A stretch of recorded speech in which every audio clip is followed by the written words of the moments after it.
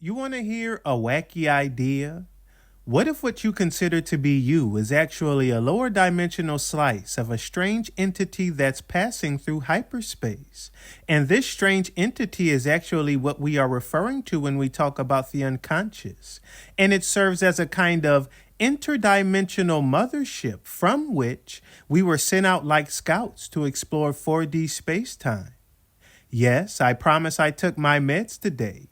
All jokes aside, I think a good chunk of people who are drawn to this channel already understand that we occupy 4D space-time. But beyond the fact that we can all state it as a factoid and perhaps even explain some of the physics behind it, no one talks about what that actually means for us. People have made models of what it would look like to us for a 4D object to pass through 3D space. And when you look at how these objects move through dimensions, they grow, then shrink as the center of the geometric form passes through the cross-section. One thing I found odd about these demonstrations is that no one ever connected the dots on what this says about us. The math is cool, but we aren't math, at least not this particular kind of math. So what does this all say about us? What we see in these models is the story of our lives. The models mirror the story of our lives. It mirrors story in general. And our lives are indeed a story. I've talked about this in previous videos. I won't go into too many details here, but if you've been tracking my philosophy, you already know there is rising action, climax, and resolution. We grow, peak, and fade away. It just doesn't look as clean and smooth as a geometric model because, as I mentioned, we aren't math. We aren't clean and smooth. We are way spookier than that.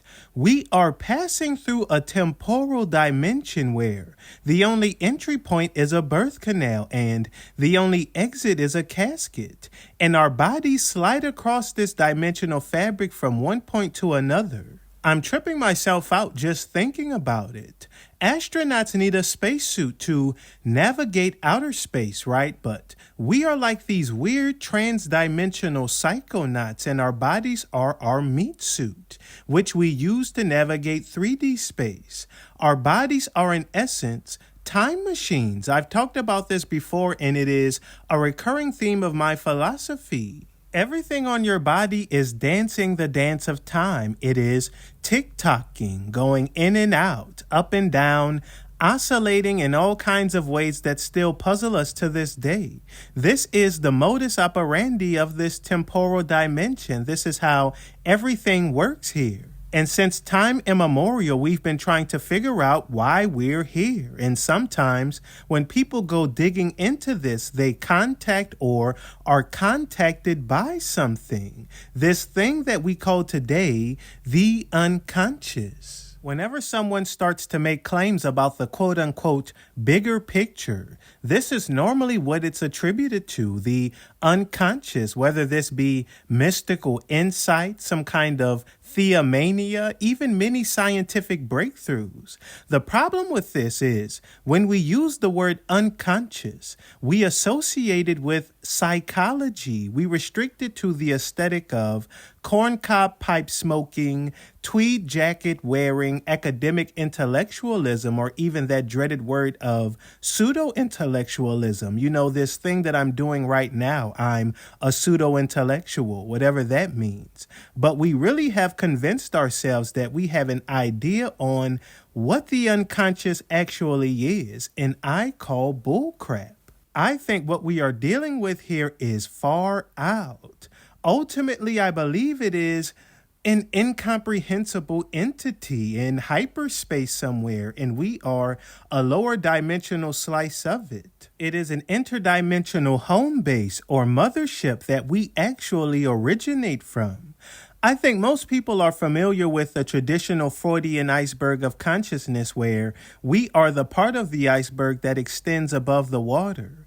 Well, it's something like that in the sense that we are connected to something deeply mysterious underneath the veil of appearances. However, I think a better analogy is that we are like these fingers or these little dendritic nerve receptors that report back trans-dimensional information. This is what I think emotions may actually be, and when I say emotions, I don't just mean archetypal emotions like hate or jealousy, but feeling itself, what's called qualia, or simply put, consciousness. It's been largely touted by neuroscience that this thing you call you is actually an illusion of convenience. And I say that they're right. That's what many religions have been saying for thousands of years. But the real kicker is, what is it a convenience for?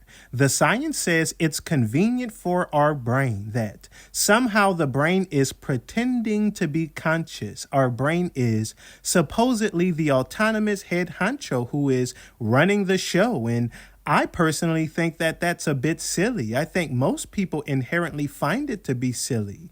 That's why it has so much pushback. Our brain is an organ, a very complex one, but an organ nonetheless. At its core, it's a place where special kinds of phenomena occur. You know, some people say that the brain is like an antenna or transceiver for non-local quantum information or something like that. I really don't rule anything out. I haven't been convinced that we know enough to rule things out, because the more that we learn, the stranger the situation becomes. I mean, we live in the information age, for crying out loud. You used to have to be a king in order to get the kinds of counsel that we have today.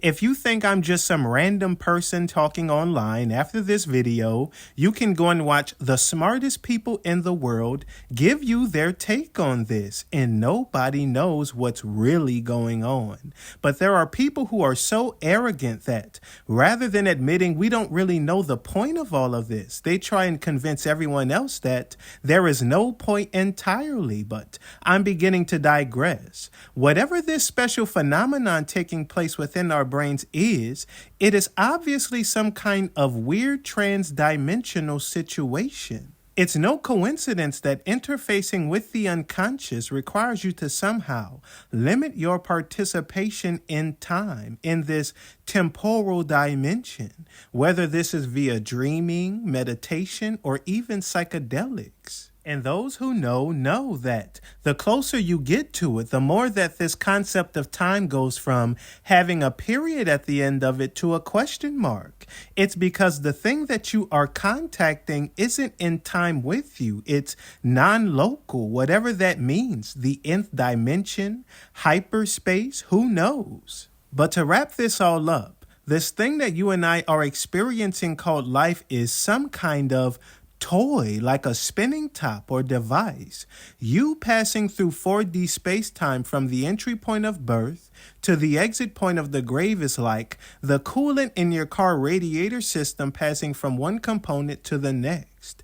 We are in a system, a very trippy system. This thing that we are experiencing has something to do with chemistry. Somehow, chemistry never really stops happening. I guess this is the whole deal with alchemy, tying it all back into the unconscious, with Carl Jung stating that the alchemists were actually doing a form of psychotherapy. We are undergoing a strange alchemical transformation that deals with traveling through dimensions, you see, and we are in the 4D section of the multi-dimensional machine. And if anything that I've stated has even a kernel of truth in it, then that implies that what we believe is death is actually something closer to a transition of phase. It is some kind of changing of locations, which is what we've been stating for a long time. And people normally try to shoo this away by using all kinds of psychological gargle-de-gook by claiming that the human being is just trying to